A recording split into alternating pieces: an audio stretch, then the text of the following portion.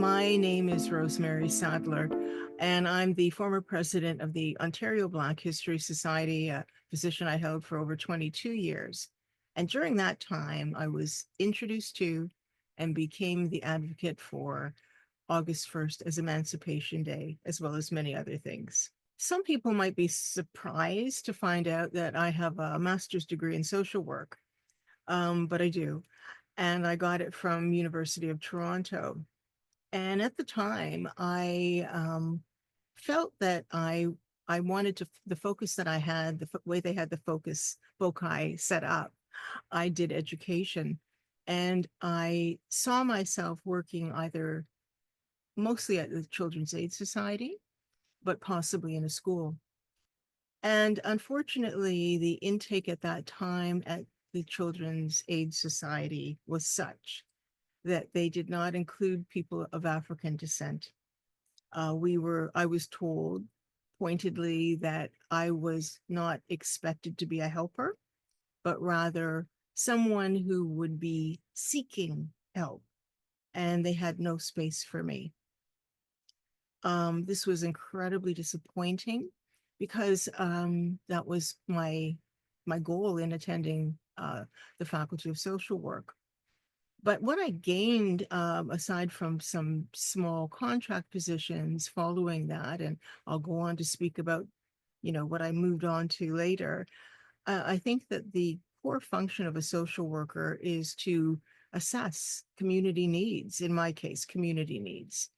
And having the lived experience of being a person of African origin in this country, in this city, I was very clear about things that were there and things that were missing.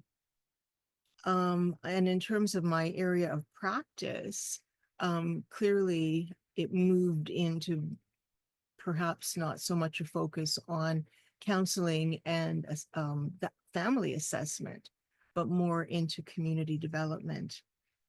I ended up heading a nonprofit organization for which I was not paid for 22 years because I was president of the board of directors. But the focus of my work, the values that I believe I was enforced with and that guided what I did while with that nonprofit organization, had to do with social justice, had to do with the importance of relationships, be they between and among individuals or community groups, as well as focusing on human dignity. Um, and the strategy that I used most often was advocacy and community organizing. But at the end of the day, my work as a social worker, not practicing social work, was all around social justice and addressing discrimination and inequality. Um, I should tell you that while we're talking about August 1st as Emancipation Day, I'm also the person responsible for the formal commemoration of February's Black History Month. And so, because I began my leadership role as president of the Ontario Black History Society unexpectedly, we almost lost the formal celebration of February's Black History Month. Long story. And when I realized that, I secured it with the City of Toronto, with the province of Ontario, with all of the provinces. And ultimately, this is before email, um, with the federal government by actually following up on a letter I had written to many members of parliament, but it happened to land with Jean Augustine. So I supplied her office with all of the information that I could possibly find in order to support what she had to do on the Hill. But I had already created um, the groundwork for that by doing over 2,000 Black History presentations and continuing to advocate for its importance. Around that same time, I was approached by the president of the Caribbean Historical Society of Trinidad and Tobago. And yeah, it was a Saturday night of all times, very exciting time for history. And he phoned me at home. And he was in town and he wanted to meet, but we started with a phone call, all that to say, um, he put the idea to me that this is something that we should do. And it was like, yeah, of course. I knew that there were independent celebrations of Emancipation Day around the province and around the country. But how much better if we formalize the commemoration of Emancipation Day? And why do that? Because Black History Month basically says there were people of African descent in this country who have a history and they have contributed. And hopefully, it also says we will continue to contribute. But Emancipation Day says that we are on lands that at one point in time also had the experience of the enslavement of Africans. And that's something that even I, growing up, coming from this place, was not clear about. There was this artificial separation that somehow only in the United States was there the enslavement of Africans, and here there was none.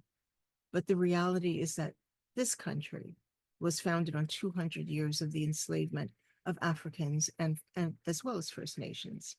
So it's important to have these kinds of commemorations to bring attention and focus to the truth about our own country.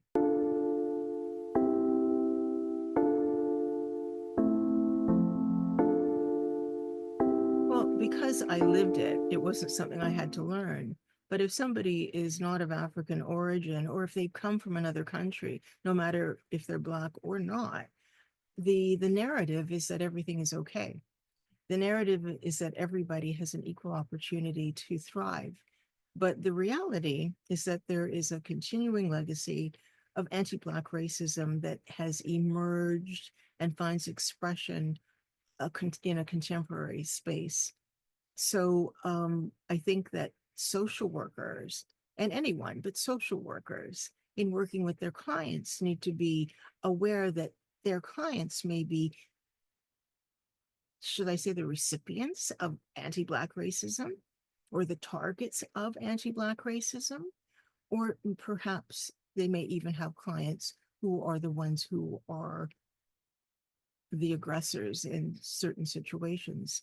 So if you don't have that as a possible consideration in your practice with individuals or community organizations, it would be hard to address it and make it better.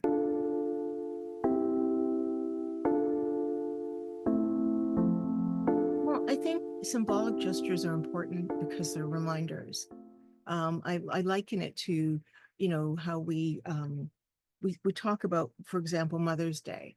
And we don't wait until Mother's Day, I hope, to find a moment to let our mothers, if they're still with us, know how much we might care about them or how much we appreciate what they've done. And that's kind of universal. We've all come from a mother. But commemorations are opportunities for reminding us that we need to do these things.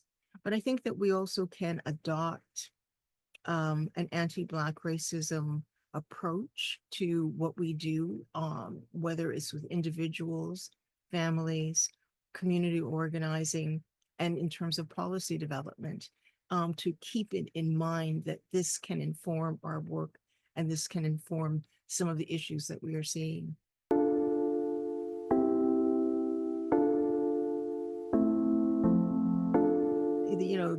The succinct answer to that question Mhm. is that with greater awareness comes greater opportunity for transformation.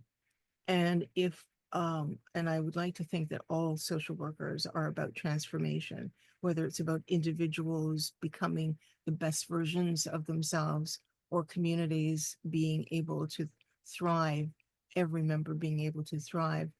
Um, Having this awareness can add to that. Um, People need to continue to do the work.